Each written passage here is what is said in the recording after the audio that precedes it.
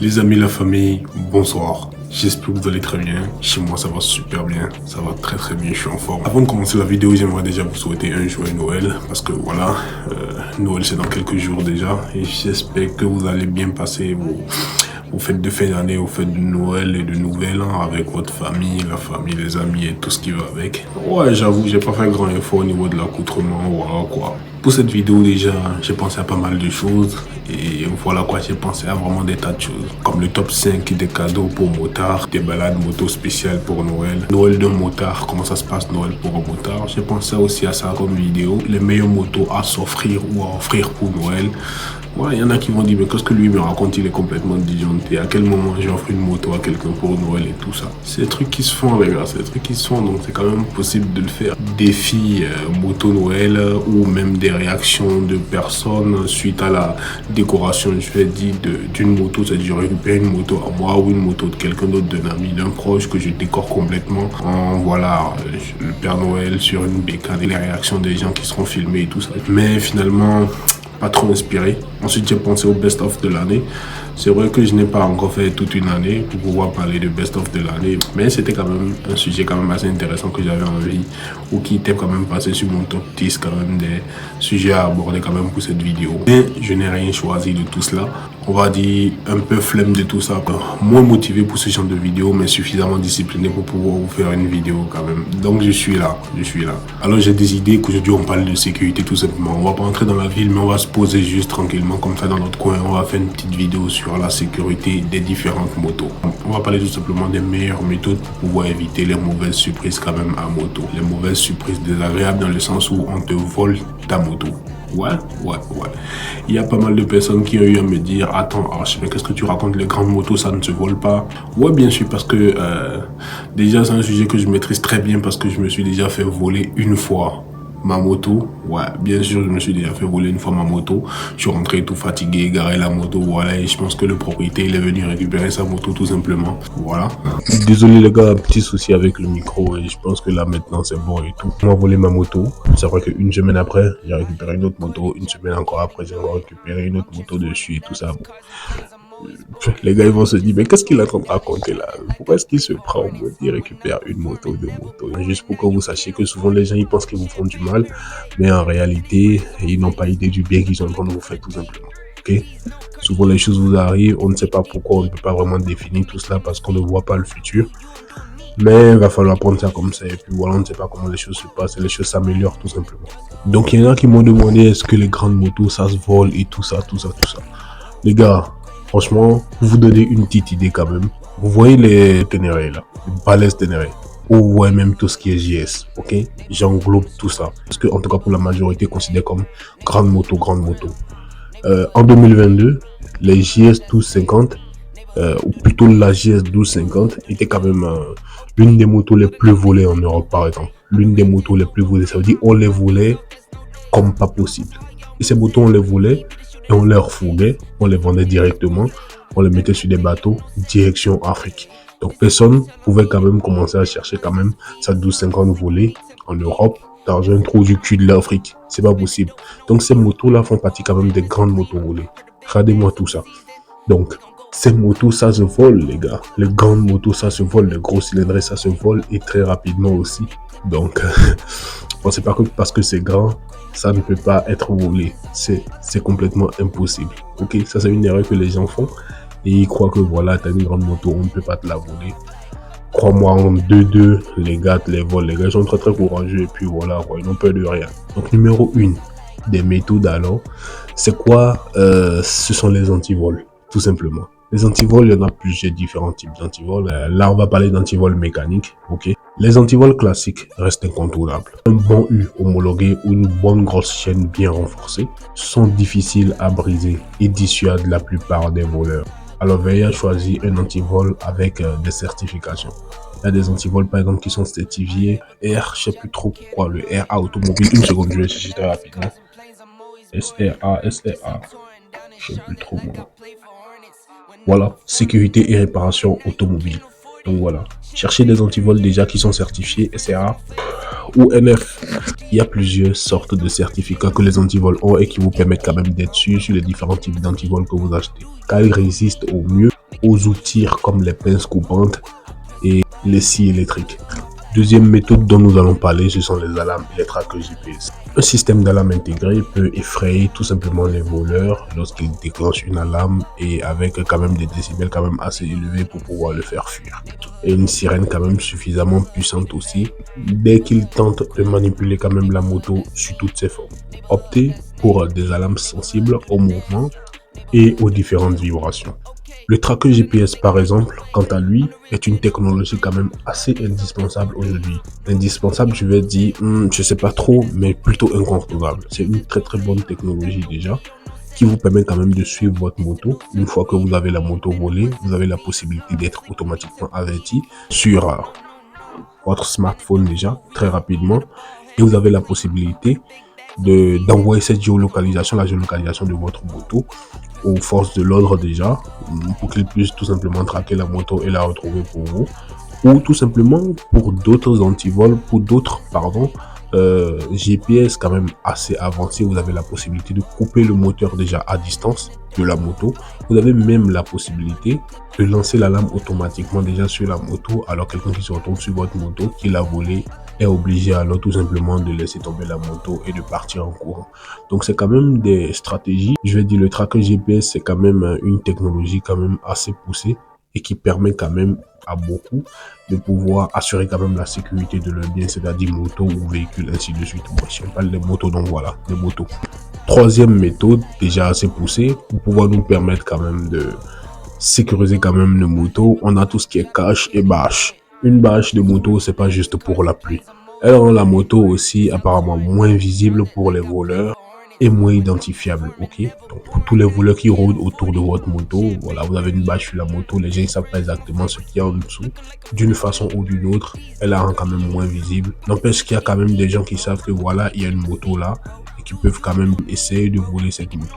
Alors choisissez des bâches quand même assez opaques et résistantes, de préférence avec des sangles de fixation pour éviter qu'elles ne s'envolent. Il existe des bâches équipées de systèmes d'alarme intégrés qui déclenchent lorsque quelqu'un tente de soulever ou que quelqu'un déchire. Donc il y a quand même des bâches qui sont équipées de tout cela et qui peuvent quand même permettre d'assurer quand même la sécurité de votre moto partout où vous aurez à la garer. Le problème avec ça, c'est que voilà, tu gares pas dans la ville ou dans un parking très rapidement pour faire des courses au supermarché et tu te mets à placer toute une bâche et tout ça. C'est assez complexe, mais c'est des solutions quand même assez intéressantes. Je vais dire pour ma part assez intéressantes. Numéro 4, parking sécurisé.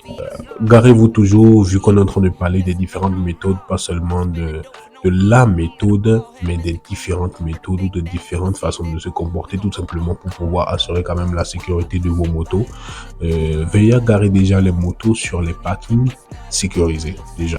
Des parkings avec des gardiens, ce qu'on appelle communément ici les gardes vélo et tout ça. Des parkings avec des caméras de surveillance déjà. Tout cela dissuade quand même les voleurs à avoir accès à votre moto pour pouvoir la récupérer. Aussi, si cela n'est pas possible, privilégiez quand même les zones bien éclairées et assez fréquentées. Attachez souvent les motos à un point fixe, ok? À un point fixe, pas juste les sangler individuellement ou comme ça, tout simplement bloquer avec des blocs disques ou tout ce que vous voulez et les laisser comme ça parce que les gens sont capables quand même de soulever aussi la moto. Donc, essayez de les sangler quand même à des points fixes avec un antivol aussi en surplus. Comme on le dit, une moto bien visible, ok, mais sécurisée est moins susceptible d'être cible qu'une moto isolée et vulnérable, ok. Donc, c'est mieux pour vous de la sangler et qu'elle soit bien visible. Aussi, déposez-la dans les endroits quand même super fréquentés où on sait qu'il y a tout le temps du monde. Les voleurs qui viennent là quand même, c'est pas évident qu'ils puissent très facilement récupérer la moto. Même si, voilà quoi. Aux États-Unis, par exemple, les gens ils viennent faire des opérations, ils prennent des motos. Au vu au sud, tout le monde et personne n'a le courage de les arrêter. Donc, faut au maximum mettre les points de votre côté en assurant quand même la sécurité avec les différentes méthodes de sécurisation, les différents outils de sécurisation.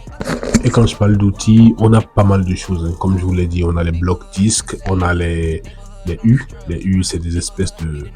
je pense que beaucoup d'entre vous connaissent déjà c'est quoi les U. Hein, c'est comme des cadenas en forme de U qui permettent quand même de sécuriser la moto, qui permettent quand même d'attacher ou de bloquer tout ce qui est rayon, fourche de la moto et si possible, si le U il est quand même assez grand, de pouvoir le bloquer avec quand même un support fixe. Ok, donc tout ça c'est des petites méthodes quand même. On a aussi la chaîne. La chaîne, il y a des chaînes quand même super résistantes qui permettent de sécuriser vos motos à des points fixes ou dans des zones quand même peu sécurisées.